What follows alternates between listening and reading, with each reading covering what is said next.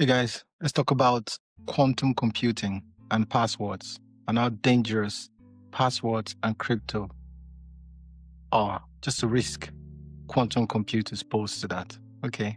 So I'm going to start with something simple. Okay. Who am I? I'm Maruka. So I'm Maruka. I'm the CEO of Maruka. Maruka has a smart payment ring.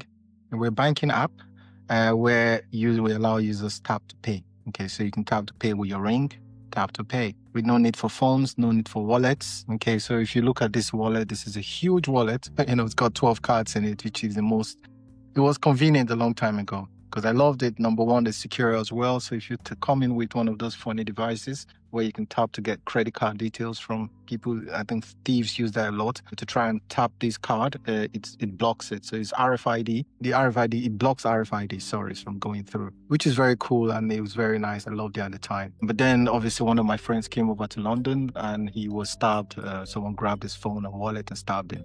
So I came up with this idea of actually just putting the payment on your fingertips. So you can now tap to pay. Again, thieves are opportunistic. They want to grab something and run. They'll grab your phone and run. They'll grab your wallet and run. But again, to take this out it takes forever. It takes a while that a thief will rather grab your phone and wallet and runs.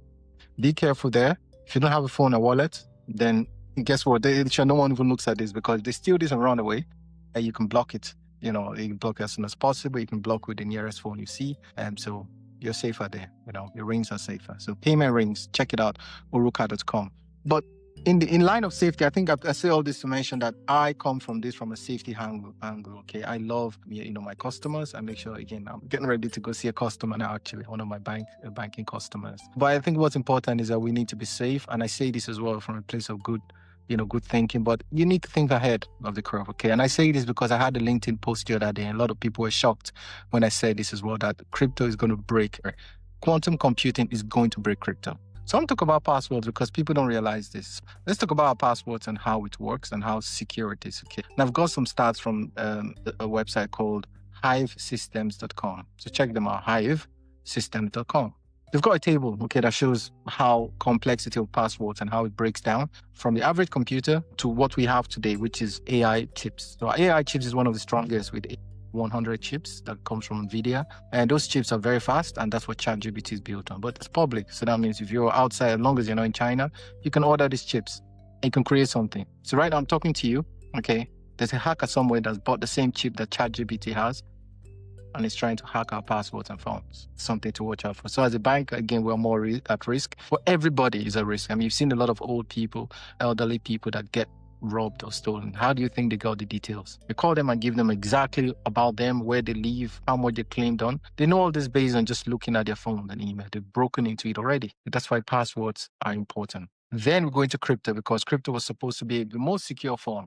And even that's getting broken now is a risk. Okay. But let's talk about the passwords real quick. So I'll talk about a normal 8-digit password, right? Just pure numbers 1, 2, 3, 4, 5, 6, 7, 8.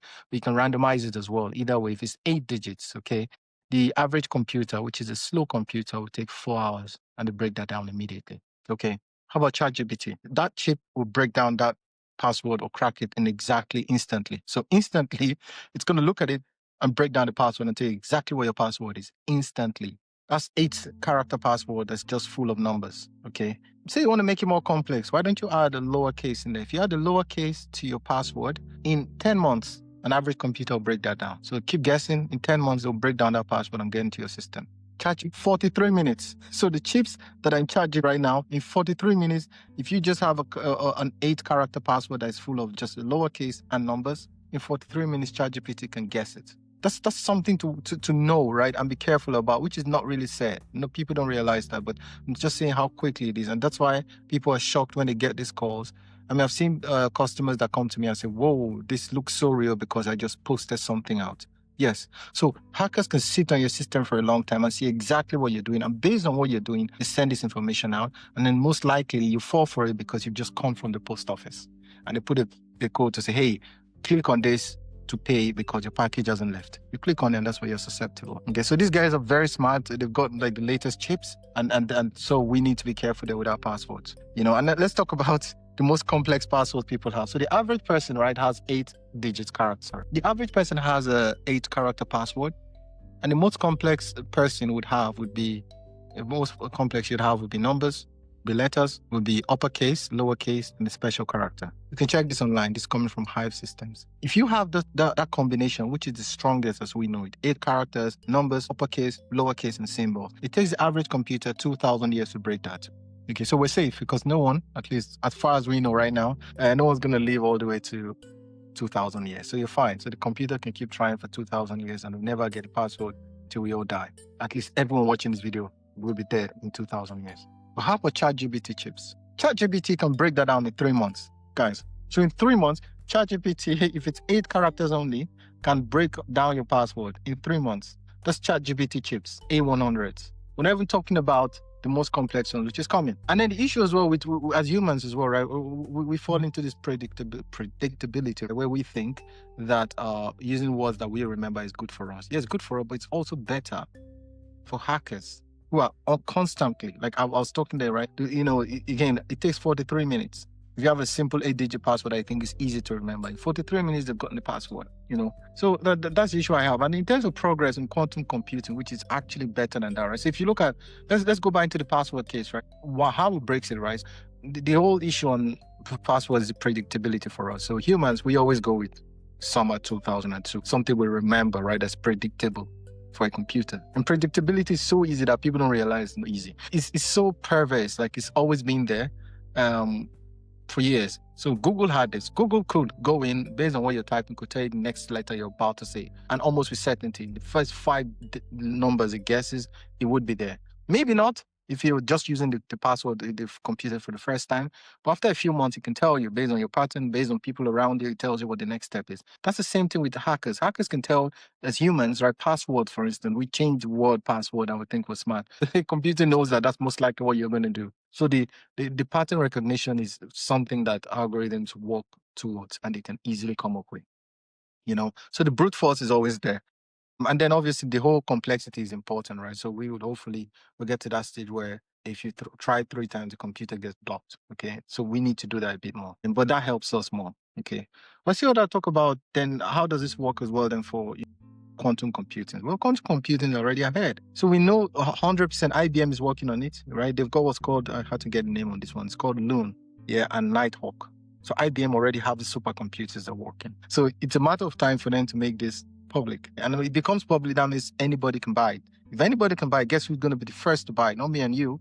Hackers will be the first to buy it because they have the money. So that's why we need to be careful about these things. If a AI chip can guess the most complex password within 3 months, imagine what a quantum computer would do. Quantum computers, again, I talked about a normal computer taking 2,000 years to guess a complex password.